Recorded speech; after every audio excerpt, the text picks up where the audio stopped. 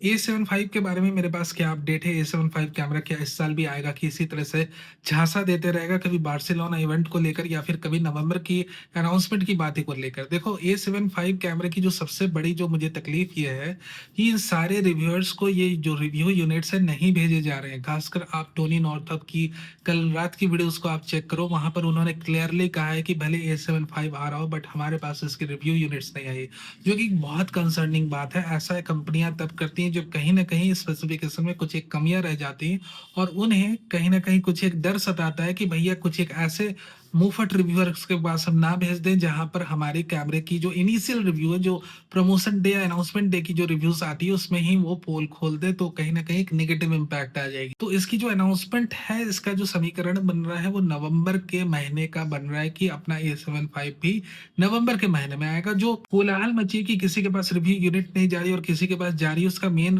Reason ये हो सकता है कि हो सकता है यही 33 MP की सेंसर जिसमें थोड़ा बहुत वर्क किया गया है और फिर से इसमें लगाकर दे दिया जा रहा है। सो कई लोग इससे डिसअपॉइंट होंगे without a doubt. Maybe that's the reason कि कुछ एक को मिल रही थी रिव्यू यूनिट और कुछ एक को कंपनियां नहीं दे रही है जानबूझ के, कि भैया कहीं ना कहीं वो यही कह दे कि भाई मर्डर से कि भैया नई बोतल में पुरानी शराब डाल के दे दी, whatever. So the thing is that you understand the logic, ठीक है, कि अभी सोनी A75 को लेकर अनाउंसमेंट में ही थोड़ी जद्दोजहद मच चुकी है। अब ये आता है, इसकी स्पेसिफिकेशन एनालिसिस करेंगे और ये देखेंगे कि जिस प्राइस पॉइंट पे आ रहा है वो वाजिब है, रिजनेबल है, या फिर Z63 ZR या R63 इस पर भारी पड़ने वाला। ये थी अपडेट मैंने आपके साथ शेयर कर दी सोनी के A75 कैमरे को लेकर कि नवंबर की अनाउंसमेंट आप इसे एक्सपेक्टेशन में अपने रखो कि नवंबर में आ ही जाएगा।